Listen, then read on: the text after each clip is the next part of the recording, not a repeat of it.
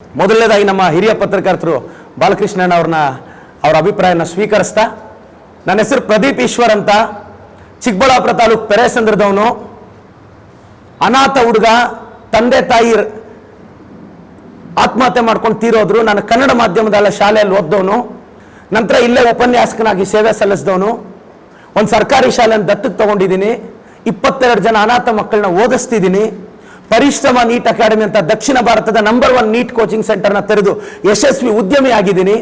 ಅದೆಲ್ಲಕ್ಕಂತ ಮಿಗಿಲಾಗಿ ಚಿಕ್ಕಬಳ್ಳಾಪುರದ ಮಣ್ಣಿನ ಮಗ ಆಗಿದ್ದೀನಿ. ಇವತ್ತು ನನ್ನ ಕಾಂಗ್ರೆಸ್ ಪಕ್ಷ ನನ್ನನ್ನು ಗುರುತಿಸಿ ಇವತ್ತು ಟಿಕೆಟ್ ಕೊಟ್ಟಿದೆ.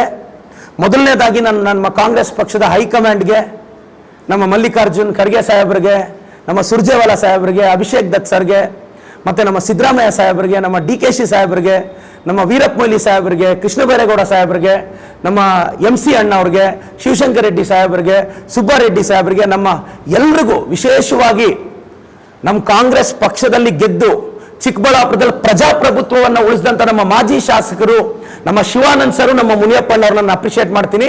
ಅವರು MLA ಆದರೂ ಸಹ ಪ್ರಜಾಪ್ರಭುತ್ವವನ್ನು ಕಾಪಾಡಿದ್ದಾರೆ. ವೇದಿಕೆಯಲ್ಲಿರೋ ಎಲ್ರಿಗೂ ಒಂದೊಂದು ಹೆಸರು ಹೇಳೋದು ಕಷ್ಟ ಆಗುತ್ತೆ. ಎಲ್ಲರೂ ಸ್ಮರಿಸ್ತಾ ಇವತ್ತು ಕಾಂಗ್ರೆಸ್ ಅಭ್ಯರ್ಥಿಯಾಗಿ ಬಂದಿದ್ದೀನಿ. ಅಪ್ಪ ಅಮ್ಮ ಇಲ್ದಿರೋ ಹುಡುಗ, ಚಿಕ್ಕಬಳ್ಳಾಪುರದ ಜನನ ಅಪ್ಪ ಅಮ್ಮ ಅನ್ಕೊಂಡು ಬಂದಿದ್ದೀನಿ. ಆಶೀರ್ವದಿಸ್ತಾರೆ, ಕಾಪಾಡ್ತಾರೆ ಅಂತ ನಾನು ಅವರ ಆಶೀರ್ವಾದ ಬಯಸ್ತಿದ್ದೀನಿ ಸರ್.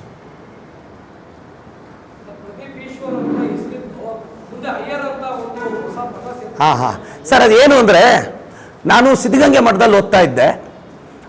ನಮ್ಮ ತಂದೆ ಶಿರ್ಡಿಯಲ್ಲಿ ಟ್ರಾವೆಲ್ಸಲ್ಲಿದ್ದರು.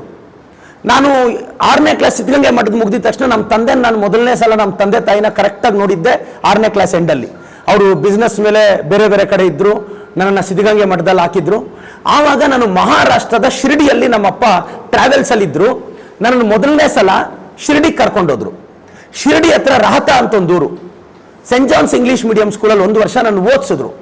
ಆವಾಗ ಅಲ್ಲೇನು ಈ ಮಹಾರಾಷ್ಟ್ರದಲ್ಲಿ ಏನು ಕಲ್ಚರು ಅಂದರೆ, ಹುಡುಗನ ಹೆಸರು ಪಕ್ಕ ಅಪ್ಪ ಹೆಸರು ಕಂಪಲ್ಸರಿ ಸೇರಿಸ್ತಾರೆ, ಸರ್ನೇಮ್ ಸೇರಿಸ್ತಾರೆ. ಈಗ ನೋಡಿ, ಸಚಿನ್ ರಮೇಶ್ ತೆಂಡೂಲ್ಕರ್, ರಮೇಶ್ ಅಂದರೆ ತಂದೆ ಹೆಸರು, ತೆಂಡೂಲ್ಕರ್ ಅಂದರೆ ಮನೆ ಹೆಸರು.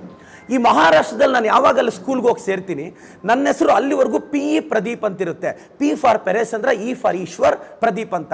ಅಲ್ಲಿರೋ ಕ್ಲರ್ಕ್ ಏನು ಮಾಡ್ತಾನೆ, ಅಪ್ಪ ನೇಮು ಸರ್ನೇಮು ಕಂಪಲ್ಸರಿ ಅಂತ ಹೇಳ್ಬಿಟ್ಟು ನಮ್ಮ ತಂದೆ ಹೆಸರು ಈಶ್ವರ್ ಸೇರಿಸ್ತಾರೆ, ಪ್ರದೀಪ್ ಈಶ್ವರ್ ಆಗುತ್ತೆ. ಸರ್ನೇಮ್ ಹೇಳಪ್ಪ ಅಂತಾರೆ.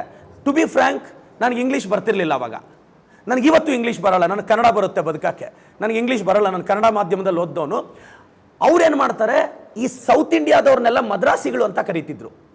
ಮದ್ರಾಸಿಗಳು ಅಂತ ಕರೆದು ಈ ಸೌತ್ ಇಂಡಿಯಾದವ್ರು ಒಂದು 5-6 ಜನ ಅಯ್ಯರ್ ಫ್ಯಾಮಿಲೀಸ್ ಅವರು ಆ ಸ್ಕೂಲಲ್ಲಿ ಓದ್ತಿದ್ರು. ಕ್ಲರ್ಕ್ ಏನು ಮಾಡ್ಬಿಟ್ಟ, PE ಪ್ರದೀಪ್ನ ಪ್ರದೀಪ್ ಈಶ್ವರ್ ಅಯ್ಯರ್ ಮಾಡ್ದ. ನನ್ನ ಗಮನಕ್ಕೂ ಬರಲಿಲ್ಲ. 7th ಸ್ಟ್ಯಾಂಡರ್ಡ್ ಪಾಸ್ ಆಗಿ TC ತಗೊಂಡವಾಗ ಗೊತ್ತಾಯಿತು. ನಂತರ ನಾನು ಅದನ್ನು ನನ್ನ ಕನ್ನಡ ಮಾಧ್ಯಮ ಶಾಲೆಯಲ್ಲಿ ಕೊಟ್ಟೆ. 10th ಮಾರ್ಕ್ಸ್ ಕಾರ್ಡಲ್ಲಿ ಅದೇ ಬಂತು, PUC ಮಾರ್ಕ್ಸ್ ಕಾರ್ಡಲ್ಲಿ ಅದೇ ಬಂತು. ಮತ್ತೆ ಅದನ್ನು ಚೇಂಜ್ ಮಾಡೋ ಪ್ರಯತ್ನ ನಾನು ಪಡಕ್ಕೆ ಹೋಗಲಿಲ್ಲ. ಅದು ಹಂಗೆ ಉಳ್ಕೊಳ್ತು ಸರ್.